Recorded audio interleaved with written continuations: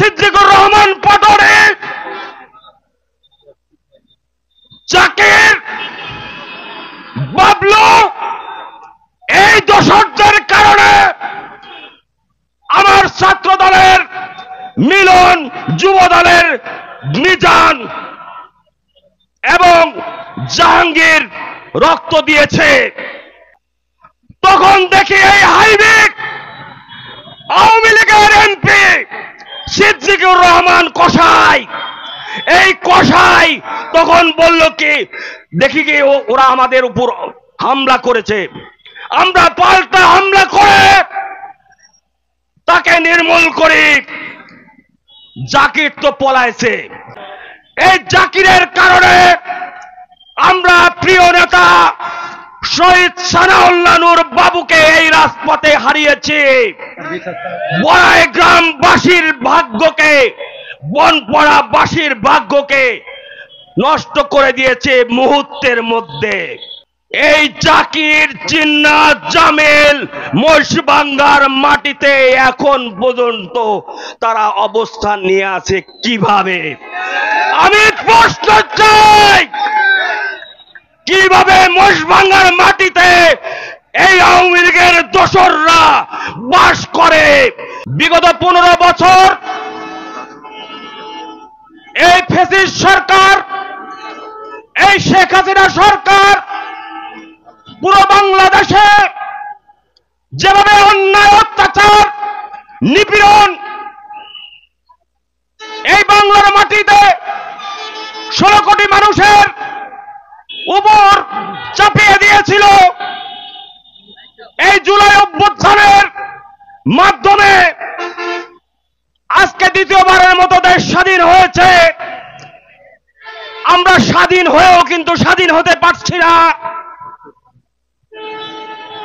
বিগত 5ই আগস্ট আমাদের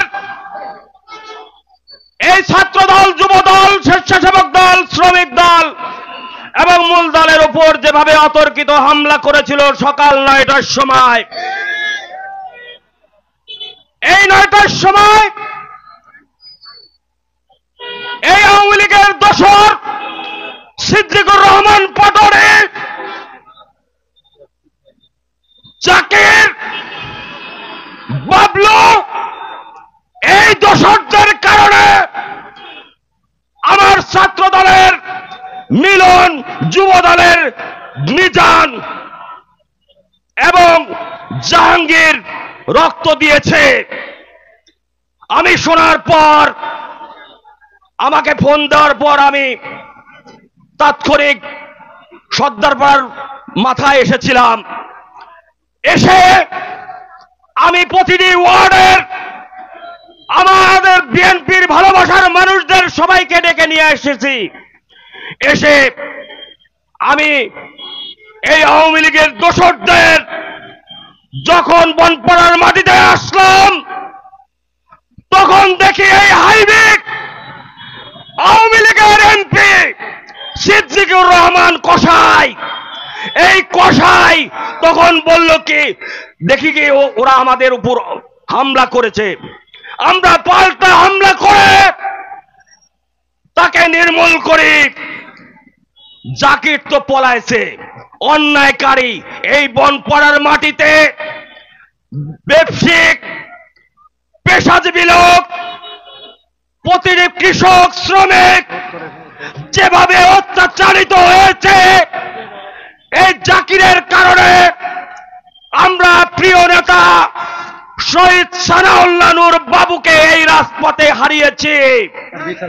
বড়াই গ্রামবাসীর ভাগ্যকে, বনপাড়াবাসীর ভাগ্যকে নষ্ট করে দিয়েছে মুহূর্তের মধ্যে। আমি নাটোর জেলার অভিভাবকদেরকে আমি বলতে চাই, এই জাকির, জিন্নাত, জামিল মহিষভাঙ্গার মাটিতে এখন পর্যন্ত তারা অবস্থান নিয়ে আছে কিভাবে? আমি প্রশ্ন চাই, কিভাবে মহিষভাঙ্গার মাটিতে এই আওয়ামী লীগের দোসররা বাস করে? এটার আমি প্রশ্ন আমার জেলার নেতৃবর্গর কাছে। আমরা আর সহ্য করতে পারছি না। আমরা এই সানাউল্লাহর বাবু হত্যার বিচার যতক্ষণ পর্যন্ত না হবে ততক্ষণ পর্যন্ত আমরা ঘরে ফিরবো না, এই কথা বলেছিলাম। কিন্তু তাদেরকে কারা মদদ দিচ্ছে, তাদেরকে কারা শেল্টার দিচ্ছে, এটা আমার প্রশ্ন। আমি এই পৌরবাসীর কাছে উদাত্ত আহ্বান করছি, আপনারা ঐক্যবদ্ধ থাকবেন।